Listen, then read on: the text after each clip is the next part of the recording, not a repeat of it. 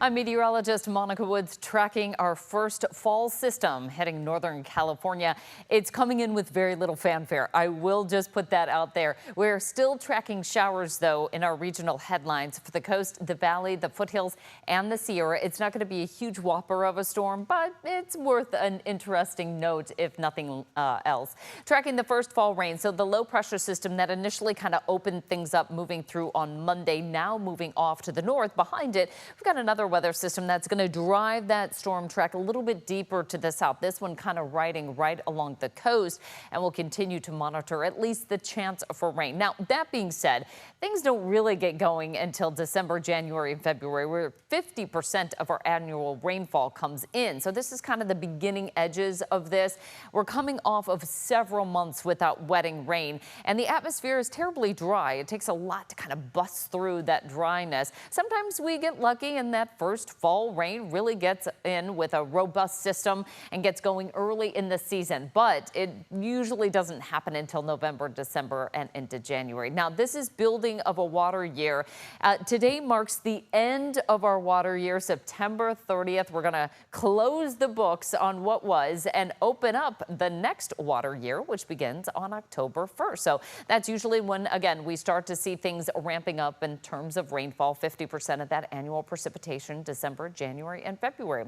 So how are things going to wrap up? Well, on the drier side throughout much of California, a little bit wetter here on the northern end of the state. All that being said, reservoirs are still in a really healthy state. Looking ahead to this upcoming water year, we have a lot in play, one of which is going to be La Niña. So it looks like that's really going to peak October, November, and December, and then start to enter more of a neutral phase right at about the time that we start to see the 50% of our annual precipitation usually come in. Precipitation averages with a La Niña signal, especially a weak one, doesn't have much of a signal.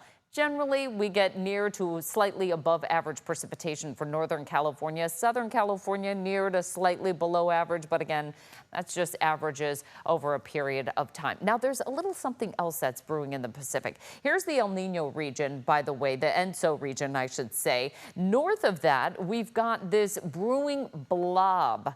It's a warm area of North Pacific waters that are up about 2 to 5 degrees above average.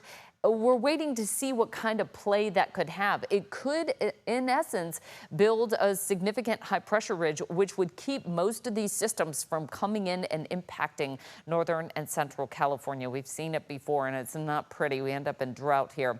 In terms of this first little wetting rain, though, it's mostly favoring areas north of I-80. And as we head into the longer range forecast into the week, you can see how that next one kind of starts to drive its way southward here.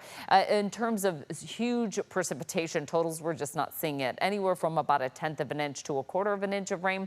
But overall, this isn't a huge, again, whopper of a system. It is going to keep us cooler, though. 50s up top for the Sierra, 60s and 70s down low for the foothills. And even through Yosemite, highs are going to warm into the 50s, 60s, and 70s, 80s for inland areas, which normally favor the mid to upper 80s. 60s along the central coast. We'll see that in the Bay Area as well. 70s for inland areas, and we'll see that pretty much represented in the northern part of the state where we see the best chance of rain. We're going to be tough to bring in precipitation in the capital region. Highs, though, much cooler than average. Moving on to our extended forecast, we've got that chance of rain Tuesday, Wednesday, very early on Thursday. Thursday is actually our transition day out of the rain, and we'll get back to drier and warmer weather heading into the weekend. Beautiful fall conditions, by the way, Saturday and Sunday.